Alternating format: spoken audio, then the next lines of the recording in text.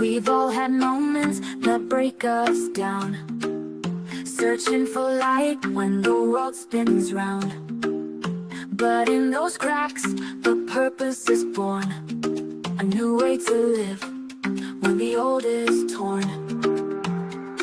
It's more than a story, it's the rise from the fall, a place where your purpose starts to call. With Dr. Stephenson, wisdom takes flight, turning your pain into hope, into light. Collide with purpose, embrace the change. Every story's got a fire in its flame. Tune in, listen, find your way to take life's hardest hits and turn the page. In the podcast, the truth is found. Collide with purpose, let love abound. From heartbreak to strength, the lessons unfold. It's about how we rise, not the stories we've told. Guests with their journeys, sharing their light. In every collision, there's power in sight. It's more than a talk, it's the wisdom we gain through every struggle, through every pain. With conversations that open the door to purpose, to power, to so much more. Collide with purpose, embrace the change. Every story's got a fire in its flame. Tune in, listen, find your way to take life's hardest hits and turn the page. In the podcast, truth is found. Collide with purpose, let love abound. So come as you are, with your scars and fears. This is the place where the truth appears. Turn your trials into stepping stones. Find the strength to claim your throne. Collide with purpose, embrace the change. Every story's got a fire in its flame. Tune in, listen, find your way to take life's hardest hits and turn the page. In the podcast, the truth is found. Collide with purpose, let love abound. A collision with purpose, your journey starts here. In every conversation, we'll wipe away fear. Find your purpose, let your life ignite. With Dr. Stephenson, you'll find your light.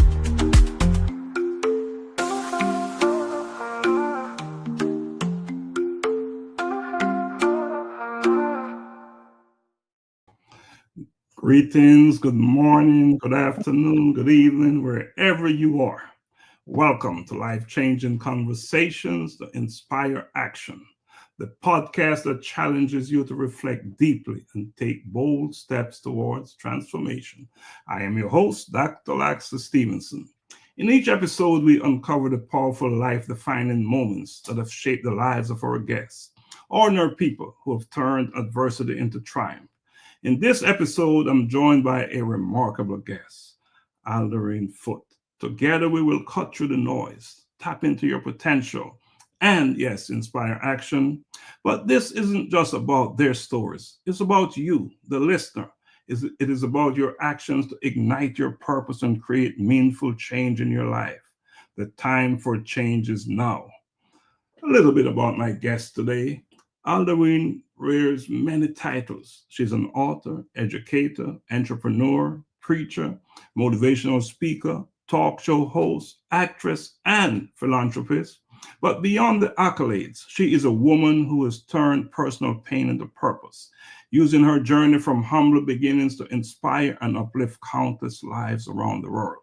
With a teaching career that spans over 2 decades across Jamaica and the US, a portfolio of community service that touches the elderly, the youth, and the underserved, and the recent honor of receiving the U.S. Presidential Gold Award for Voluntary Service. Alderene's impact is undeniable. She is the host of Voices Behind the Mask talk show, the author of Broken But Not Shattered, and dream big. And most recently, she stepped into the acting world with her role in The Untold Secrets of a Plus Size Diva. I can't wait to talk about that. Today, we will explore her story, one of endurance, faith, and the unshakable belief that no matter where you begin, you're called to live your purpose. So get ready to be inspired by the incredible Alderene Foote. Hi, Alderene, how are you? I'm doing fine, Doc. I'm doing great. Welcome to Life Changing Conversations. Thank you. It's a pleasure to be here. Well, it is indeed my pleasure. I've wanted you to come on for some time now, but nothing happens before the right time, right? That's right. So, Alderene, before we kick it off, can you share a little bit about yourself, something more personal than what I just read? Um, I'm a child of the Jamaican soil. I grew up in a almost unknown community. When you call my community name, people are like, huh? So they're not even aware that that community even exists. Even this week, I had a conversation with somebody and I had to explain, where I'm from. So most times I'll say, I'm from St. Catherine. They ask I'm from Linstead. So, but for me, I believe because of my humble beginnings and all the things that I have been through, God gave me a charge. And my charge is to go out there and as many lives that I can help to change, to find who they are and to walk into their purpose, and for them to understand that it doesn't matter where you are from. It doesn't matter who you are. Um, it doesn't matter, what the circumstances are. There is something unique about you. And that uniqueness is called purpose, and God placed that inside of you at birth. So I believe that, that is really, regardless of all the things that I have done. And so I have to live what I preach, if I can put it that way. And so hence, all the things that I have accomplished and all the things that I currently do and will be doing in the future. And your accomplishments are many. And I like that you said that coming from where you're coming from, you know that you have a purpose. You're called to do something in this world and you're living that purpose. But Alderene, you do so many things, so many different things that I wonder how you find the time to stay focused on all these things. One of the things I tell people is that having a tunnel vision when it comes to walking into your purpose is very important. First it's to understand who you are, and that is why I do what I do. And because I understand who I am, I have to make time for the things that I need to do.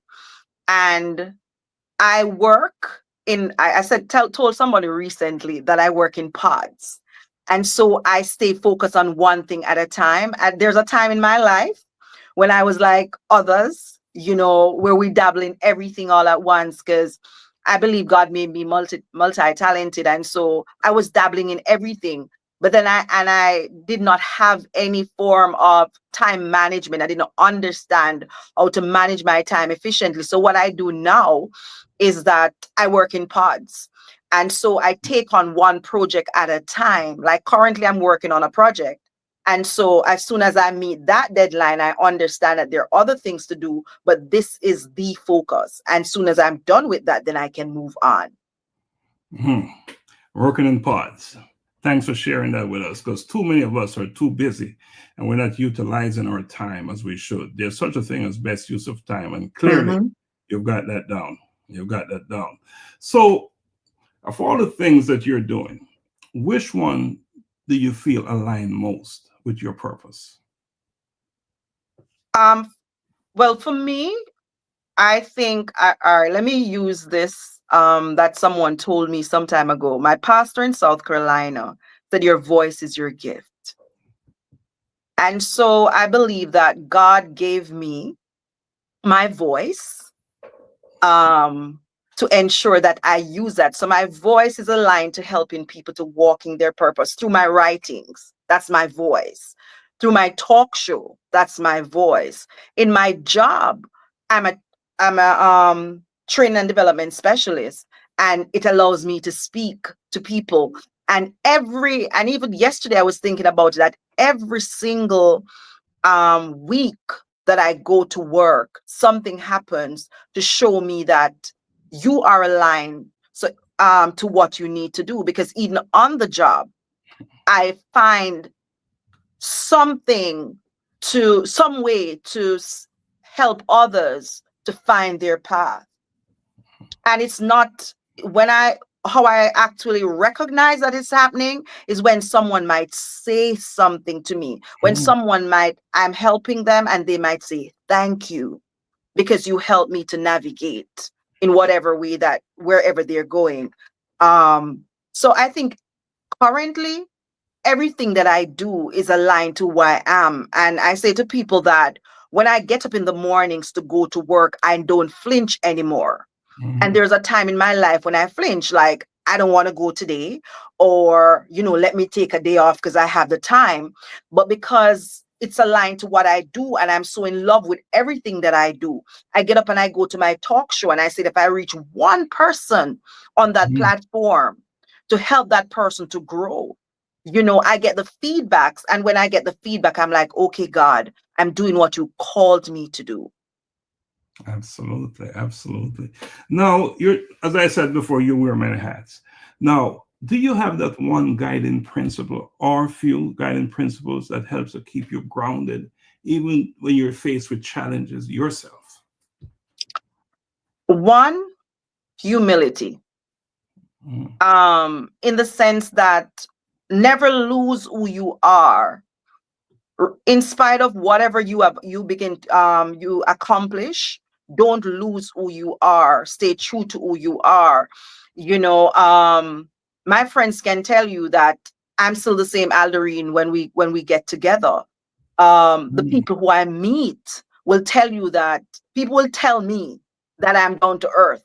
And so I try not to lose that, because we can get so caught up in our accomplishments that we lose who we are. And like I said before, tunnel vision, focusing on one thing at a time. And when you get these accolades, when you get these opportunities, that's what they are, opportunities. And one thing you have to understand, well, I understand, is that all of these things are given to me by God. It's a privilege given to me by God. And so he has given it to me. So there's a reason behind it. Whatever the reason is always tied to his glory. And the other thing is my faith walk, just believing. There were times when nothing was happening, absolutely nothing. And I hold God to his promise. I said, you promised me. At one point, I didn't understand clearly, what his promises meant. But I know he was going to take me somewhere. And so I held on to that faith, regardless of what was going on, regardless when there was an emptiness. Hence, my book, Broken But Not Shattered, a journey of intentionally shifting from pain into purpose. Because I tell people all the time, I wrote that book not after the pain. Because a lot of people write after they have been through the situation. When I wrote that book, I was actually going through. I came to the United States, and like everybody who comes to the United States, you have a story. And so I was going through a lot at the time, and I mentioned, I have said in my book, you open your refrigerator and all you see inside there is the light, but in spite of that, and I think that is what makes that book so impactful, because I didn't write it after the fact. I wrote it while I was going through, so understanding that God placed something inside of you and he's going to bring it to fruition. It doesn't matter how long it takes.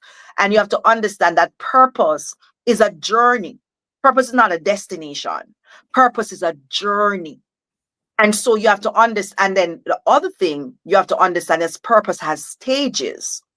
And so you go through one stage And it doesn't matter how much you have accomplished. Dr. Laxley, you might have accomplished a lot, but I'm very sure you also understand that this is not it.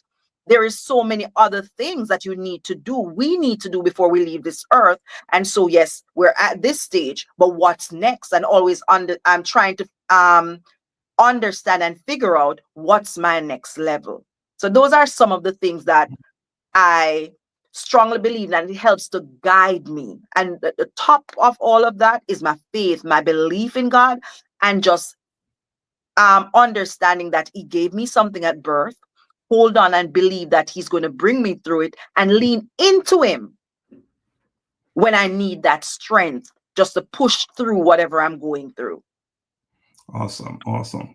So much of what you said is in alignment with what we do here on the Collision with Purpose platform. Let me take the opportunity to welcome anyone watching from wherever you're watching from. Thanks for joining us today. And we ask that you share, because we know that sharing is caring, right? And we're not doing this just for us. We're doing it to put the word out there. And that is what Alderene is doing today. She's sharing her story of resilience, of perseverance, and of pain to purpose. I just posted the link to your book. Okay. So big stuff there. So what I would like you to do for me right now, you often speak about pain to purpose. Can you take us back to a moment when you first realized your pain had a deeper purpose beyond you? I think when I really understood is maybe a few years before I finished my book. I was living in South Carolina. Mm-hmm. And it was then that I understand one principle about pain, that your pain is not for you. And so, like I said, I was going through a lot at the time. I moved to the United States to teach. And so I was teaching in South Carolina. I taught in South Carolina for 6 years. And a lot of people, who don't live in the countries like Jamaica, wherever, they don't live in the diaspora. People believe that when we come to the United States, a bed of roses. And, it was just one situation after another that I was going through, because my family is here, but I was so far from them. And so I never had that cushion. And I remember I used to watch a lot of motivational speakers. And even in the midst of what I was going through, I was doing a lot of coaching sessions with a lot of people globally. And one of the persons I watched that told her story that stood out to me was Lisa Nichols. And I remember her telling her story about having, and I was going through a lot. When I say I was going through a lot, I was going through a lot. And telling her story about, she wasn't able to buy diapers or to feed her child. And she said, this, I am never coming back here. But she was now in a different place.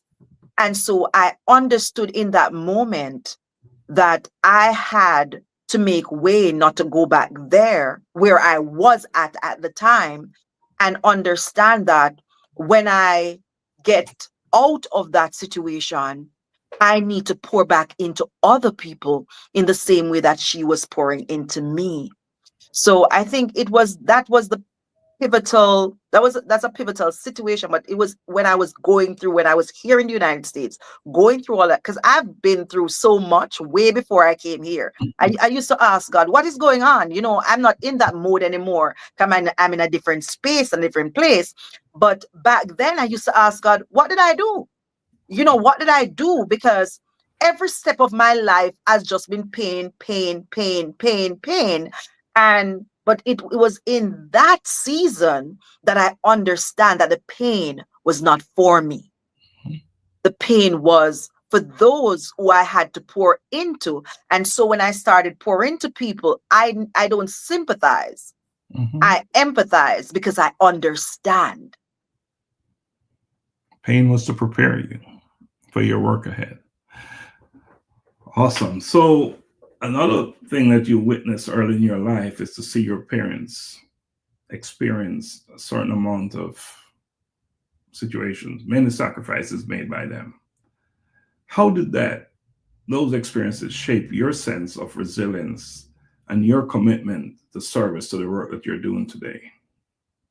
All right, so let me go back to the story for you to understand, or just a synopsis of the story of my life. I grew up in an extended family home. So when I was born, my great grandmother was still in the home. My mother, my cousins, we all lived in the same house. But my great grandmother had a lot, if I can put it that way. We had a lot of land. We had orange groves. When we were getting mangoes, it was one whole drum of mangoes. We're getting crabs, it was one whole drum of crabs. I had chartered taxi taking me to school, all of that. We were never in want. But then at age 10, I think at 9, my grandmother died. At 10, my parents separated. And my parents were teenage parents. And so they had a very good job. But it was in that same season that both of them, not one, but both of them got redundant at the same time from their jobs. And, as young people without any education or post-secondary education, let me put it that way, it, proved difficult for them to survive. And by that time, now my grandmother died, all the lands were divided, everybody got their portion, and everything changed. I now had to move from the school I was going to and go to another school where now I had to walk to school every single day, and so, but for me, I am intrinsically motivated. And so I saw the change and I understood the change and I embraced the change. And, moments when my mother and I had to share a shoe when I was in high school. So she had to wait until I came home from school to get the shoe. My sister and I in primary school had to share a bag. And so we had to meet at a strategic point because we're on different shift to exchange the bag. And whomever is coming home that evening, had to have all of those books in your bag carrying home. But for some reason, it never broke me. I just understood that it was a change. It was a change, somehow I understood the change. So going through high school, this was my own philosophy. Every day I told myself, as a young person, I'm saying, I'm not better than anybody and nobody's better than me. And that's all that I kept telling myself. I'm not better than anybody and nobody's better than me. So when I was going to school, days after days, there was no lunch money.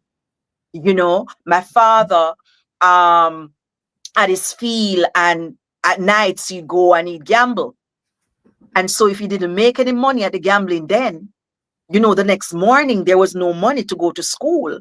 And then by that time, my mother was now with her husband, who she eventually married, my younger sibling's father. And so she had to be fending for her family.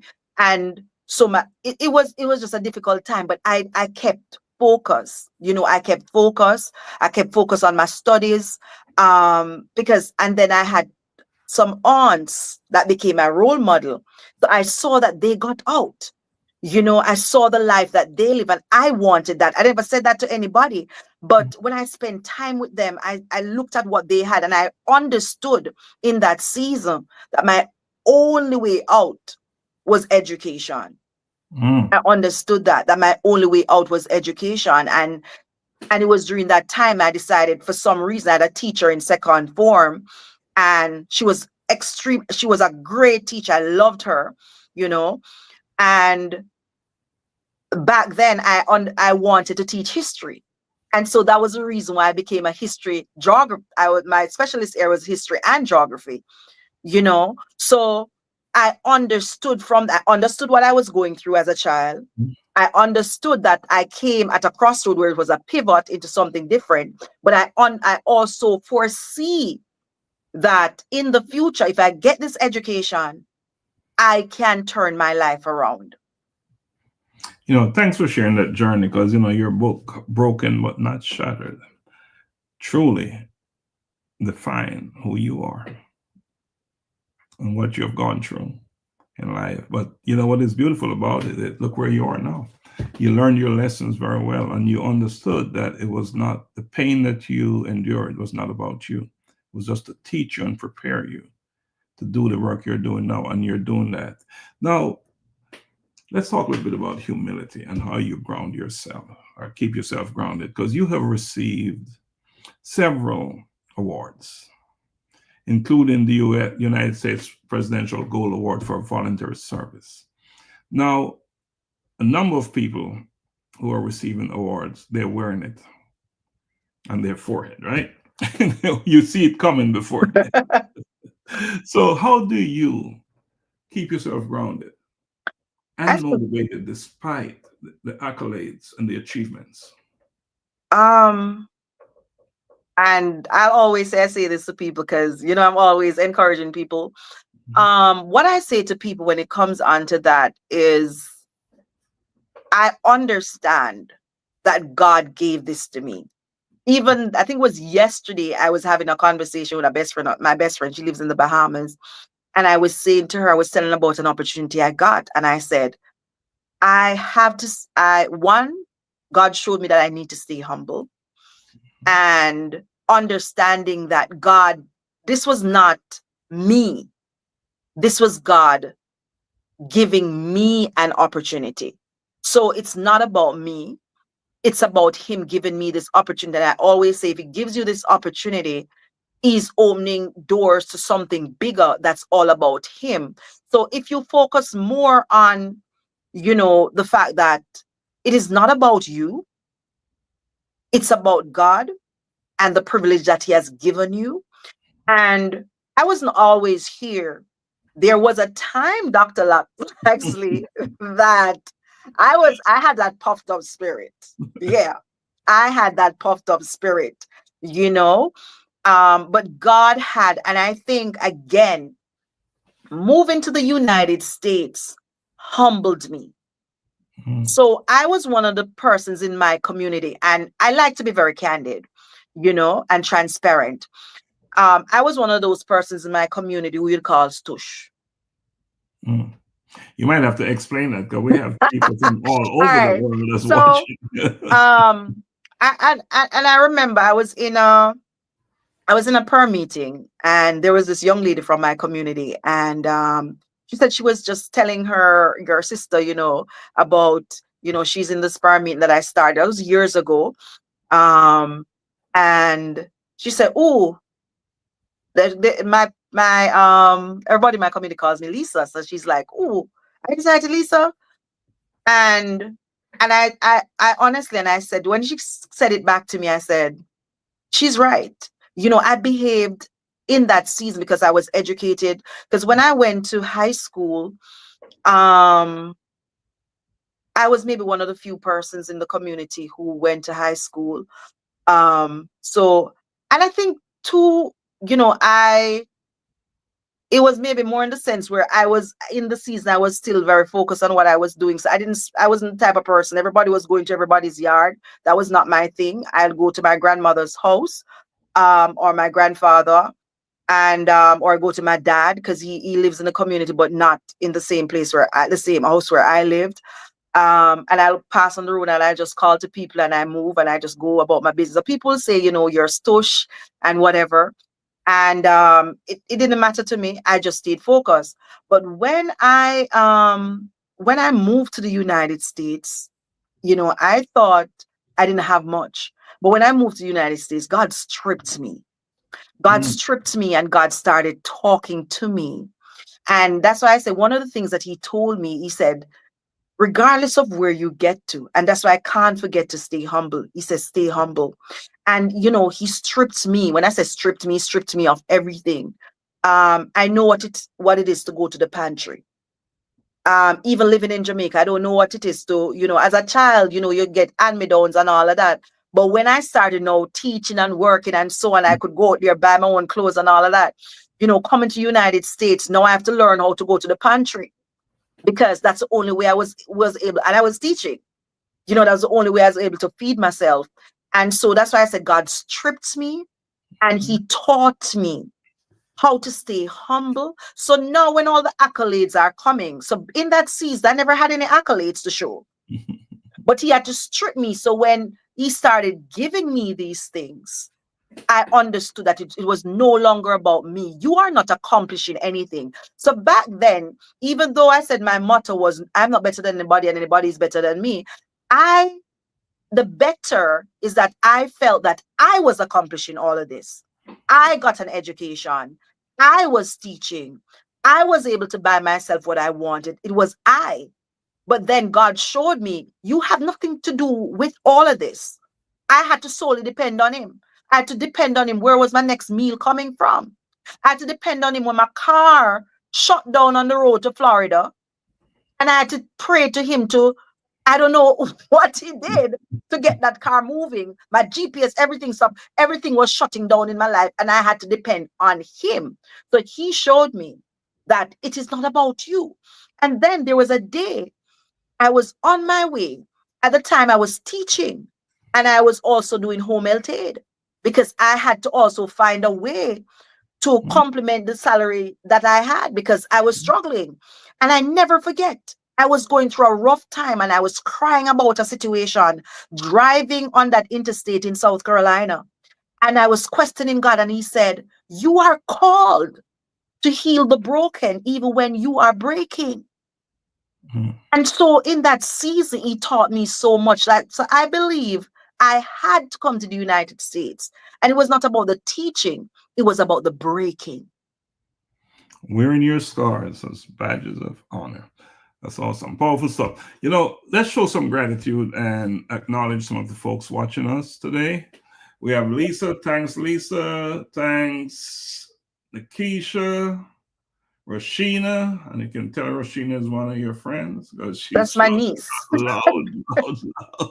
We have Dr. Hilda Hibbert. Hi, Doc. Congratulations. Thanks for joining us.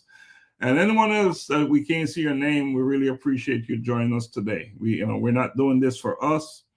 Alderene is not here telling about her story for her benefit. She's sharing it because she believes and she knows that it will make a difference in someone's lives out there. So that's why she's on your show. Let's take a quick break and come back. When we come back, we're going to talk a little bit about your purpose, your faith, and service. So let's take a quick break and we'll come right back.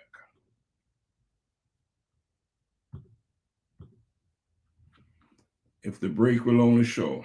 I'm a boy kid, I'm a boy kid. I'm a boy kid, I'm a boy kid. I wake up in the morning and I praise the Lord. I thank him for his protection and I walk in his steps, declaring that today's provision is set up for me. I love God and I love my friends. I'm a bold kid. I'm a bold kid. I'm a bold kid. I put on my armor and I read his word, blessing come out of my mouth. Cause I know to whom I belong, I am bold for Christ. Holy Spirit dwelling within me, carrying his presence wherever he sends me. I'm a bold kid, I'm a bold kid. I'm a bold kid, I'm a bold kid. Loving others as he told me to pray for healing, miracles to see, knowing my identity in Christ, he is in me. I am a bold kid, he loves me, standing firm on his word, proclaiming everything I heard, not afraid because he is with me. Be bold.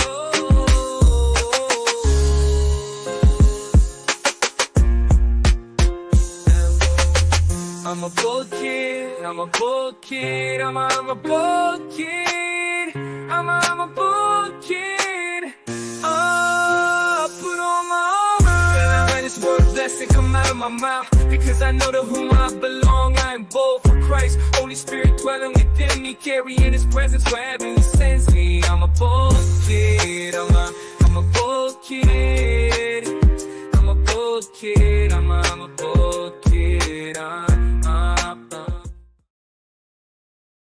right, welcome back to Life-Changing Conversations to Inspire Actions. And today, my guest, Alderene Foote, is doing just that. She's inspiring actions. Let me also say welcome, Marjorie. I know you're in England, you're in London. Thanks for joining us. Share it over there. We appreciate that. Now, Alderene, let's talk a little bit about faith and service. Your life is all about service, clearly, from teaching to feeding the elderly to empowering youth. How would you define the true meaning of service in today's world? Service is about being a steward. And when we understand that one of the attributes that we should have is stewardship, and serve without expecting anything in return. A lot of the things that I do is free. Someone would call me to do X or Y, and I do it, and not expecting anything in return. Because we have to understand we came on this earth, whether it is to be stewards to our children, we have to learn to be stewards on our jobs. Wherever we go, we have to learn to serve, and serve from the heart without expecting. That is what true service really is. Serving from the heart without expecting any gain. I'm not saying gains won't come, but it's the expectation of those gains. If you can serve without expectations, you'll continue to serve. Service will just be a part of you. So a lot of people, they serve, but they serve for accolades. They serve expecting. So for me, it doesn't matter. Like when it comes to, you spoke about me working with the elderly, for years, when I was in Jamaica as a young, in my 20s, I started, working in voluntary service. I taught at a school for 14 years. Right out of college, I understood that people poured into me in order for me to get through college. And so I worked in an institution, a voluntary institution, and I taught classes in the evening to adult learners. I wasn't getting paid. There was later on, maybe the latter years of the program before I left, they started giving you a stipend because they started collecting. But I never went out there to gain anything. I wanted to pour into somebody because I know where I'm coming from. And I wanted to pull others out of that. When I was teaching, I talk about on the job, there are still kids who called me mom. I recently lost a son. And he's not my biological son, but I understood this child needed an additional mother, if I can put it that way. And so I stood in that gap. And I stood in that gap until he died in December. And so they know when they're going through stuff, they're grown men, but they know when they're going through stuff that they can call on me. In that season, the teachers will come down from their class and say, at the time, my maiden name is Young, and say, Miss Young, it's your boys. I invited them over to my house, and I'm not going to say who, but a member of staff looked at me and said, you crazy? I'm talking troubled children. The boys and the girls came to my house for dinner that Christmas. I took money out of my measly salary at the time, gave them money so that they can enjoy their Christmas holidays. I ensured that I gave them money so they could come back to school. On Saturdays when I had extra class, I had to be giving them money to come to class. And I had to be giving them money to come back to school on Monday. I remember one of them when we had a chat because of the death. And one of them said to me, he said, and it was profound for me. And it said to me, you have to continue doing what you do. And he said to me, Mom, you did this. He said, you believed in us when we never believed in ourselves. He said, you did this. And another one said to me, I'll never forget you. He said, I might not talk to you like I used to. And I said, these are grown men. And when I looked at them, all of them, they were outcasts. People didn't think they were going to become anything. But I constantly poured into them. You can do better. You can. I was rough too. And I was like, there are two places I'm not coming for you. I'm not going to visit you in jail. And I'm not coming to your funeral. And that was my way of forcing them to become. And so back to the word service, we have to serve. What? They couldn't give me anything.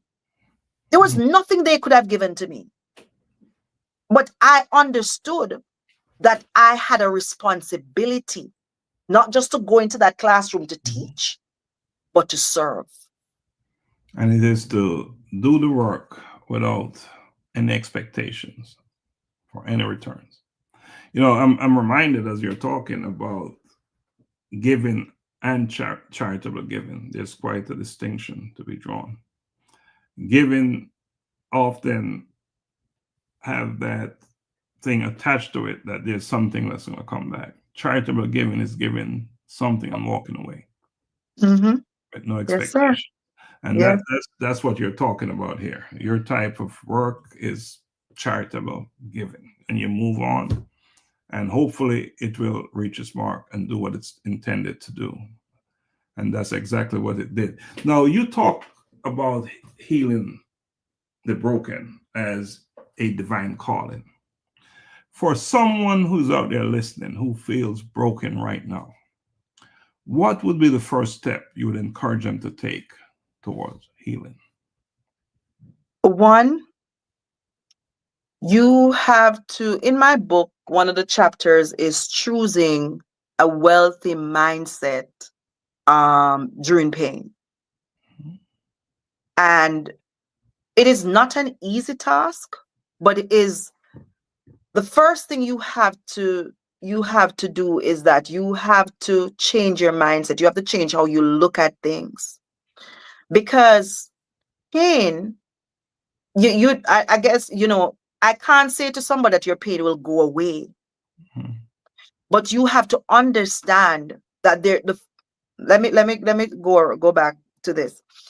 You have to first stand in your pain. And that's another chapter in my book. Stand in your pain and thrive in your discomfort. That's a chapter. So if your mindset has changed, you have to understand that I need to stand, not sit, not bend. Yes, I'm going through a painful experience, but I have to learn to stand in this pain. And I have to learn to, and the other part of it, I have to learn to thrive in my discomfort. But it takes a mindset change. And now that mindset change goes to the other chapter that I talk about is choosing a wealthy mindset. Wealth, when we think about money, but in this case, I'm not talking about money. I'm talking about seeing things differently. You in your mind, you see yourself beyond where you are. That mindset change comes and you see yourself beyond where you are. You see yourself in another space, in another place. Because it's easy to tell people to wobble in self-pity, and a lot of us, what we do is join them. So join people in their self-pity. Yes, you lost a child. Yes, and I lost 2 through ectopic pregnancies. Yes, you lose a child. So I'm using my own situation. You lose a child, you lose a loved one, you lose your marriage. You have no money. You don't know where your next meal coming from. But you woke up this morning. And another day above ground is another day to strategize. I want somebody to get that. Another day above ground is another day to strategize. You're not dead. There's no flowers sitting above you. You're not under the earth. Your mate has not called you. And so it means He has given you another day to get up and go. And what that looks like, I can't determine that. You determine what your next step looks like, what your next day looks like. But what you're going to do is to strategize. So, no, I'm not going to tell you that pain is going to go away. Because our pain, the memories of those pain will always come back. The things I've been through, they come back.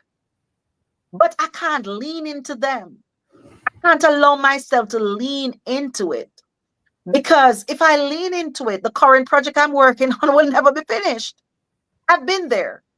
I've been through depression. I know what it is. So a lot of people say, you don't know. Yes, there's a time in my life where I had series of depression. People talk about suicide. There's a time in my life when I had suicidal thoughts.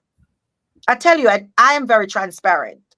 Because a lot of times we have to be real with people for them to understand that you don't understand. Yes, I've had those thoughts. I've gone through depression. I remember I went through depression and again, alignment. I spoke about alignment on my show last week. It's very important. And I never forget. My girlfriend didn't ask me what I was going through. She said to me, Alderene, come and spend the week with my family, because she lives in an extended family home. She said, come and spend the week. I was in Jamaica at the time. And she said, come and spend the week with my family. And I stayed there and I started healing because, I had a lot of people, because I lived alone at the time. So alignment is also important. So I'm not going to tell you that you're not going to go through stuff. It's understanding that your purpose is not a destination. It is not where you're at. It's where you're going. It's your next level. And if you can have that tunnel vision and say, yes, God, I'm here right now. I'm going through this. But how can I strategize? I might be depressed for a couple of days. I might be depressed for how long you're going to be depressed for. But I need to get out of this. You have to start talking to yourself. If you have to use affirmations, whatever it is. I remember in South Carolina, I used to get up every morning, step out there. No food in my house. Can't buy clothes, can't do anything. But I step out there every morning and I spoke the word of God. I use the word. I use the word of God. So I use scriptures and I used to speak the word. You said, you know the plans you have for me to prosper me and not to harm me. You say you're going to give me a bright future. I claim it in the name of Jesus. Every morning. I get back inside the house and yes, I'm crying. There are days I was on the floor. Tears streaming. I remember one day I came home and I accidentally, and I'm going to say accidentally, got myself in a $500 debt that I didn't have. $500, but I didn't have it. And I remember I sat on the edge of that sofa, not even in the sofa. I sat in the edge of the sofa with tears streaming down my eyes. And I said, devil, do whatever you want to do to me, but I'm not going to stop serving God. I could have given up. But I kept pressing because I said, God, you promised me. So it's developing those strategies, because it's not a one shoes fits all. Everybody's situation is different. Everybody's situation. And that is why I listen to people. I don't right away start giving people advice. I know God has called me to pour into people, but I have to hear you. I have to hear what you're going through. And then I'll help you to strategize. Because one shoes don't fit all. Your story is not my story. Your lane is not my lane. You and I speak on purpose, Dr. Laxley. But at the same time, our destination or where we're going, our purpose, not our destination, but our purpose is different. We both talk about purpose, but our purpose in aligning people to their purpose is different. Obviously. And great point. We're all called to do different things under the banner of purpose. I think that's what you're saying. Faith seems to be a very consistent trend in your life's work. And what you're talking about is you got to be obedient to your faith. You got to be a believer. So how has your faith evolved through your personal struggles? And you have had some, and your professional milestones. You say some, but I've had many. You have had a few. I've had many. I think maybe the past few years are the better years of my life. I always ask, I say, why I always have to fight for what I want? You know? But let me say Um, something. That you're going into the better years is a beautiful thing. Right? It's supposed to be like that. Can you imagine if the best part of you was behind you? mhm. So isn't that an awesome thing? It is. If It you're is. coming into your own, into your purpose, no, go ahead, please. It is. But understanding that no story, no glory. Mhm. Um, so I had nothing else. I had nothing else to hold on to. Um, I've been through so many things and there's nothing else to hold on to but my faith. Mm. I got saved at 15, and like many others, I have backslidden. And even in the seasons when I wasn't walking with God, He was the only person I could call to.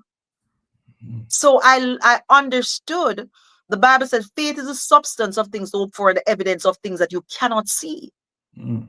And so I had to lean into that word and understand that. Can you imagine you have evidence of something you can't see?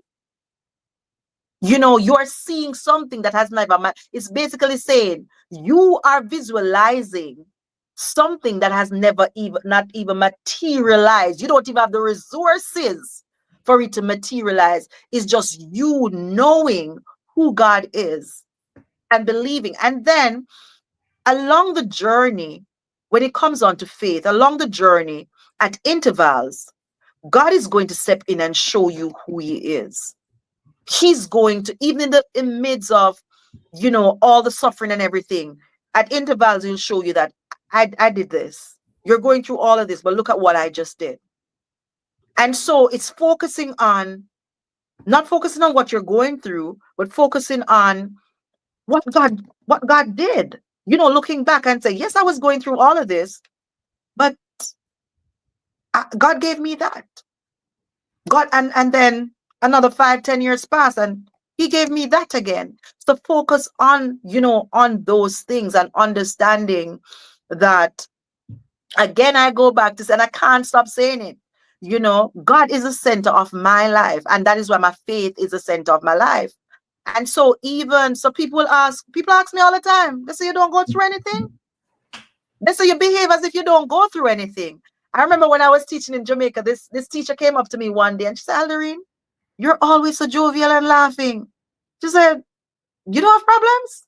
And I looked at her and I laughed and I said, if I start telling you all the things that I am going through and that I have been through, we'll both be here just crying. Mm. But it's just understanding that, and I keep saying this, that God, He's going to pull you through whatever you're going through, even when you can't see it. And You know, that's what I lean into. I just lean into Him. I just keep leaning into Him, regardless of what I'm going through. I talk to Him. and I want to emphasize that point you're making, that your situation is not to define who you are. You are to define you. So major point you made there, and so important for too many of us. When we get into a rut, we become unhappy, we become unsettled, unbalanced, and that's a reason why we stay in the rut, because there's no way out when we're in that place. So great point you're making there. Your situation is not who you are. But so what I would like you to do for me now, Alderene, I would like you to get as close as you can to the camera. And I want you to look out there and I want you to speak to one person, that person who you credit, who's done so much in your life, help you to define yourself. And one person. And I want you to say thank you to that person.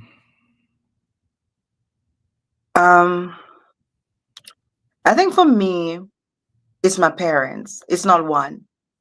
Okay, we'll take them as one. Yes, it's my parents. Mhm. Everything that the person that I have become Mhm. has a lot to do with them. So I just want to say thank you. I don't know if my mom is on. I just want to say thank you to my mom.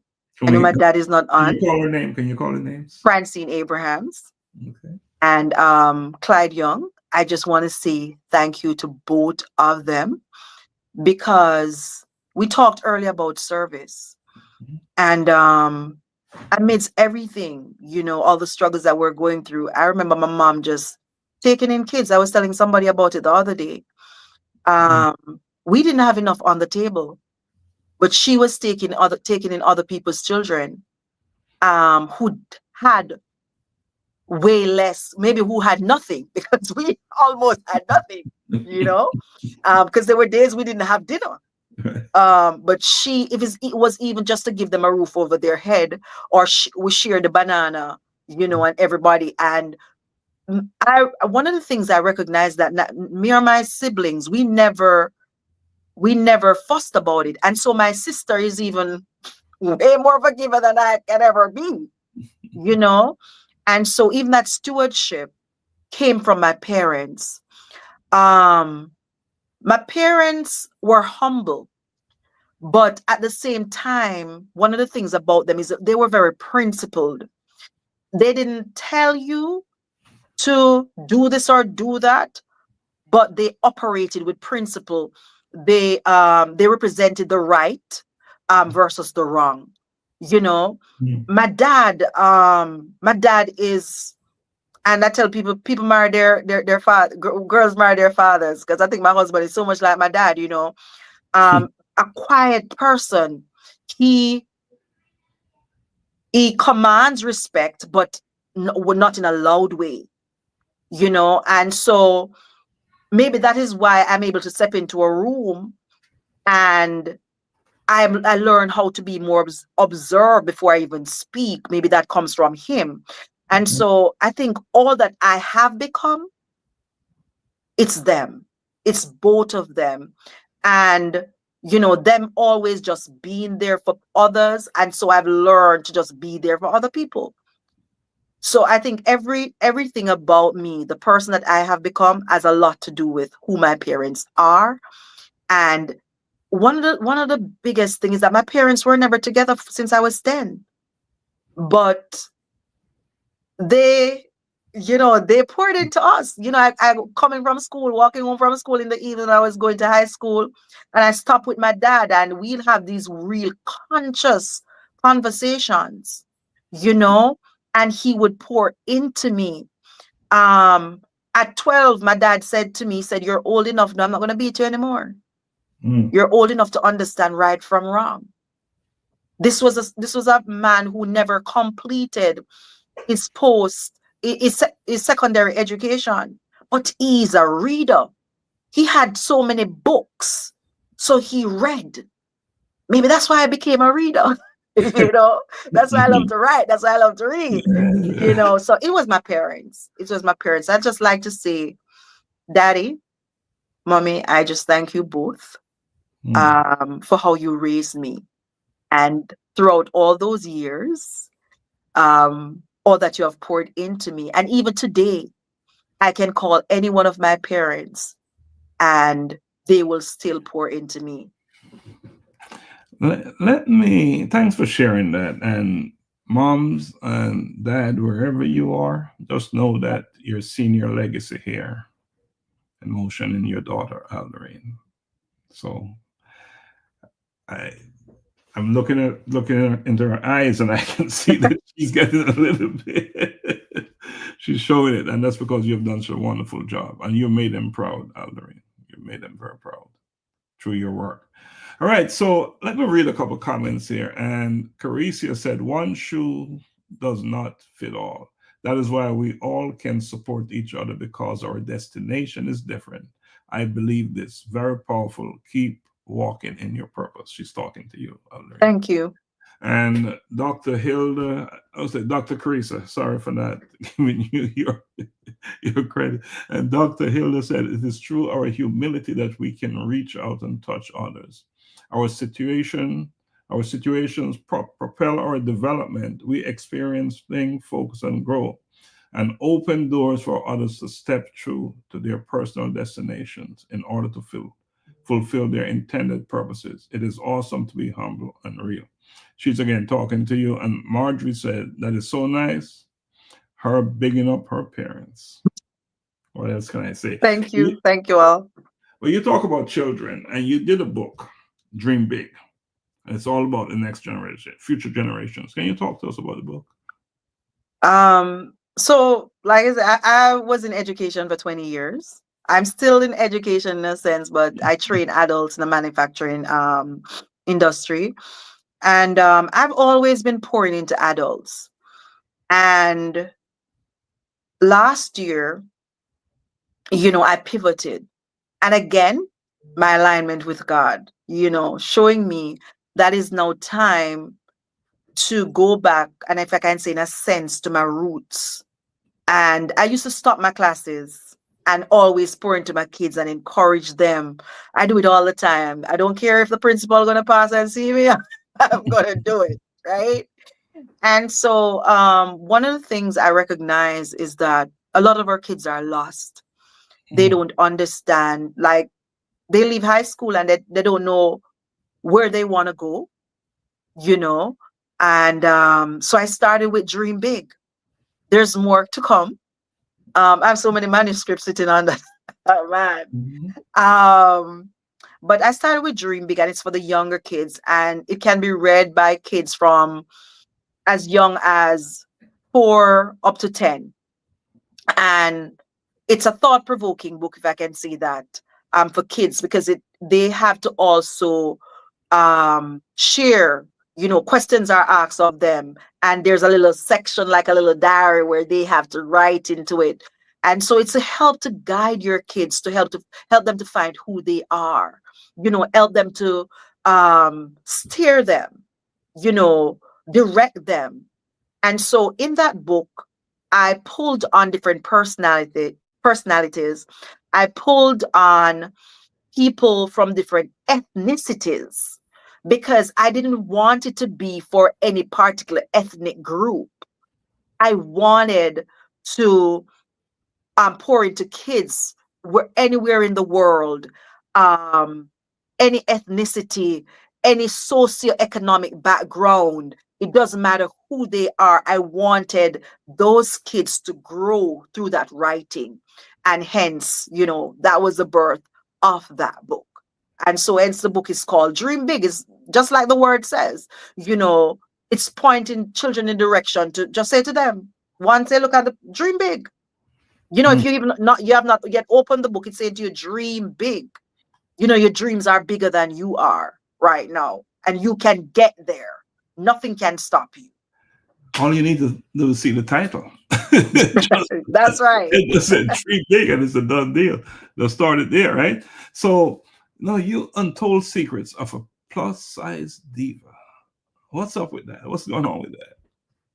Untold secrets of a plus-size diva, and this is how I tell when I talk about it. I got the chance. You see how bubbly I'm getting, and so I got the chance, and I tell people I got the chance to play myself, to be myself in a movie.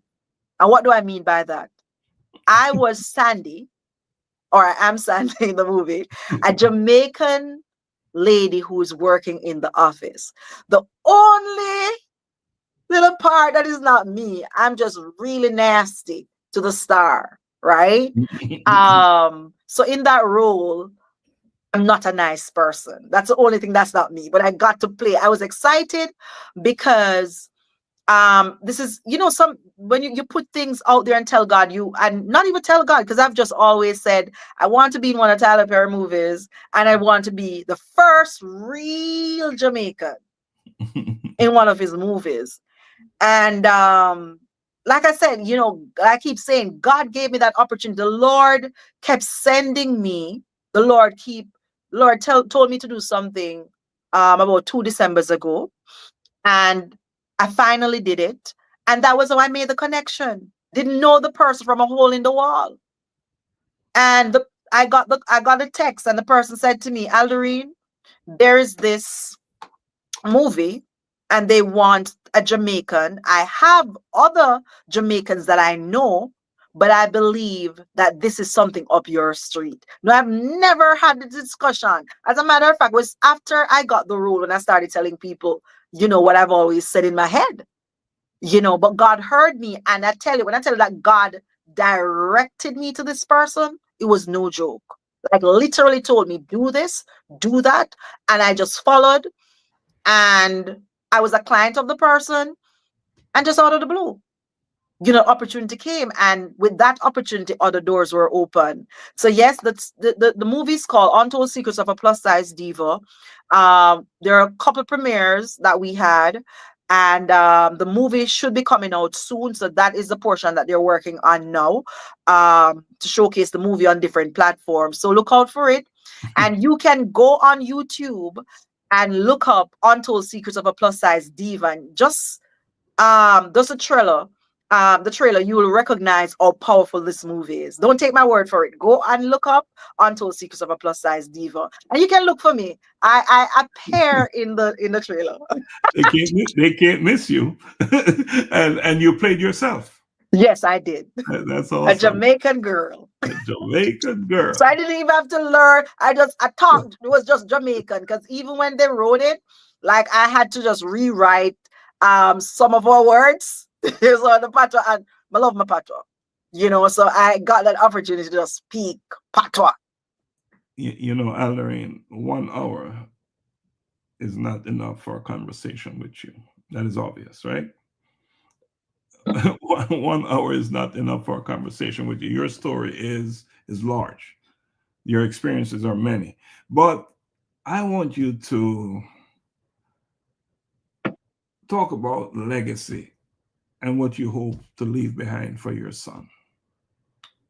How you want your son to see you when he's talking to his children.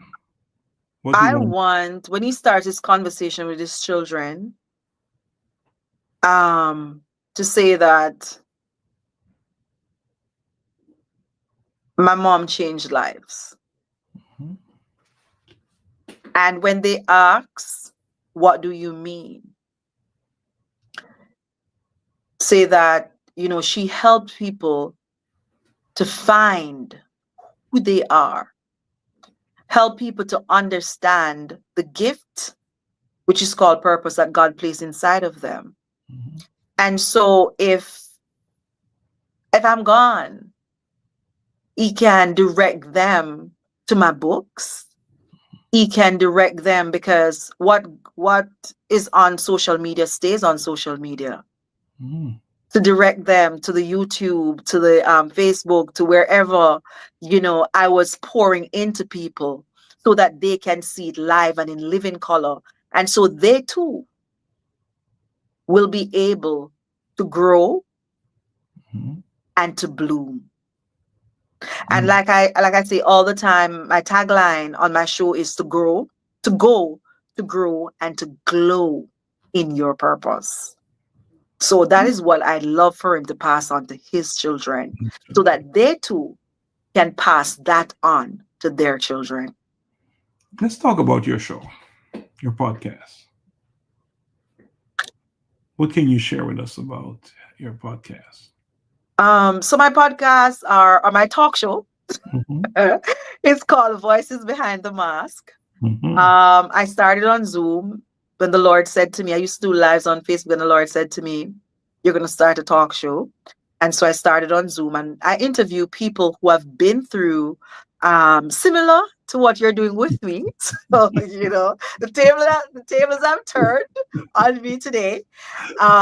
People who have been through stuff, Mm-hmm. and but they made it through. And for people to understand again that they see this regular person, your next door neighbor, that lady, that man down the road, that person from your workplace who has been through hell and back. But regardless of all that they have been through, they're walking in their purpose. that person that have the same challenges that you have, Mhm. the same deficits that you're experiencing. But in spite of all of that, they are now thriving in their purpose. Or some are not even thriving, they're walking in their purpose.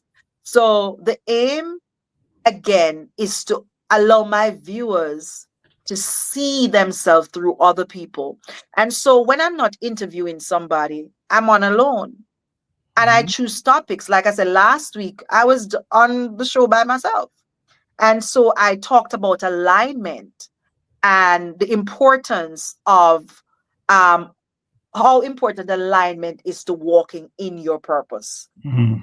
So that is what I do. So every week I'm on, and like I said, I try to be very transparent. I try to be as real. I pull out my own stories.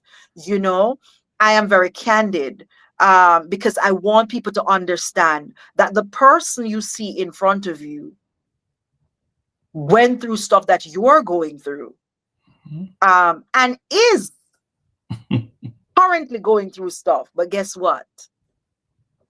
She's standing in her pain and thriving in her discomfort, and you can too.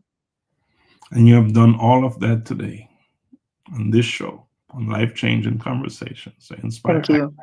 All right, so we're drawing out on time, but I want you to send a message back to your younger self. That young girl that was watching her parents, her grandparents go through what they went through.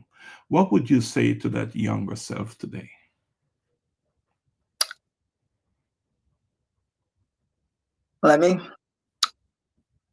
If I was supposed to send a message to that young girl, is understand that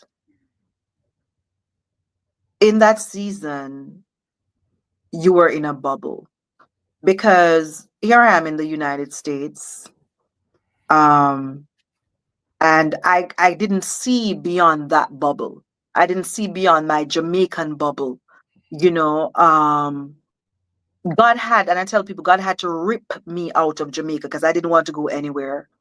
And so I didn't see myself on an international level, you know. I didn't see myself, I just saw myself in Jamaica and thriving and growing in Jamaica. I saw myself, I know that I would have grown, but I didn't understand that in that season, Jamaica was a bubble, if I can put it that way. Because there are so many other things, and those things that you do, you can go back or and help to grow your country. Mhm. And so I didn't see it that way. I stayed in that bubble, even though I understood that there was more, but the more I saw was in my bubble, the bubble that I was in. So a lot of our, let me say, at the box. So there's a big wide world out there. And I would have said to her, there's a larger world out there that you can impact. And you need to see yourself beyond the bubble. Well said. And I want to add to that we are also in a bubble here in the United States, and we need to see ourselves beyond this bubble. As you said, there's a larger, greater world out there with all kinds of people. So, yes, so the bubble still exists, just that it's out of Jamaica. Now it's elsewhere. All right, good stuff. So, for our listeners searching for a purpose or feeling somewhat stuck, what is one life-changing conversation you believe they need to have for themselves right now? Again, I go back to my book. There's a chapter, the mirror approach versus the shadow approach. And I'll just say this in a nutshell. When you look into the mirror, you see yourself staring back at you. So a lot of people take a mirror approach to life. So all they'll see is where they're at. Now let's talk about the shadow approach. Or shadows take different forms. And if we can see ourselves beyond the mirror, and see ourselves in the shadow approach, we'll understand that it is not where we're at that is important. It's where we're going and how we can transform into different shadows of ourselves. Because if you step out there in the morning, your shadow might look long.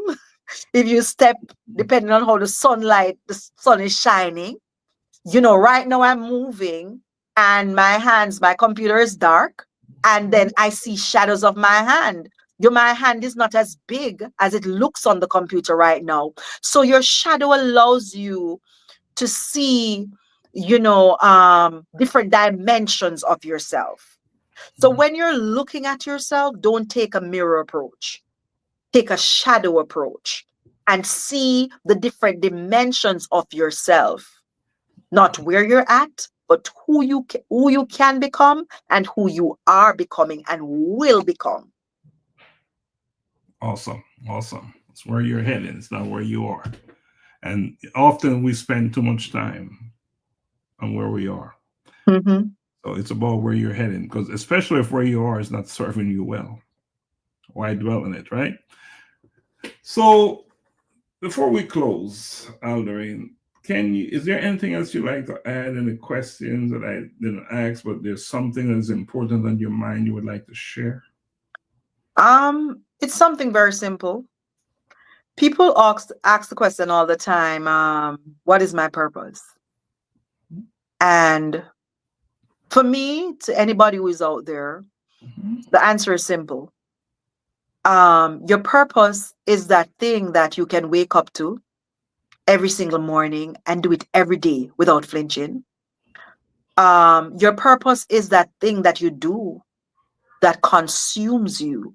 And when it consumes you, you will sit there for hours and hours will go by and you don't feel like it's a task. You feel like it's something pleasurable. So if you're searching for purpose, look at your day-to-day life and look at the things that you do and the things that you get to do. For instance, someone might be sitting in an office and you are currently an accountant pushing numbers every single day. And you go to work every day and you don't want to go back, but you have to go because of the money. But then when you get inside your kitchen, on the moments that you get into your kitchen, you are bubbling. You like to do different dishes. You enjoy trying different things. You enjoy going to different restaurants. But what you didn't realize is that your purpose all along, yes, you're a good accountant, but your purpose all along was cooking. So how are you going to pivot into that? So if that question is asked, that's what I say to you. Just look at the thing that you'll get up every single day and do and smile through it. And not only smile, you let hours pass and you'll not even recognize that hours have passed while you're doing it. Just like this hour went by so fast. Because we love what we do. Absolutely. Let me say that what a powerful conversation we've had today with Alderene Foote.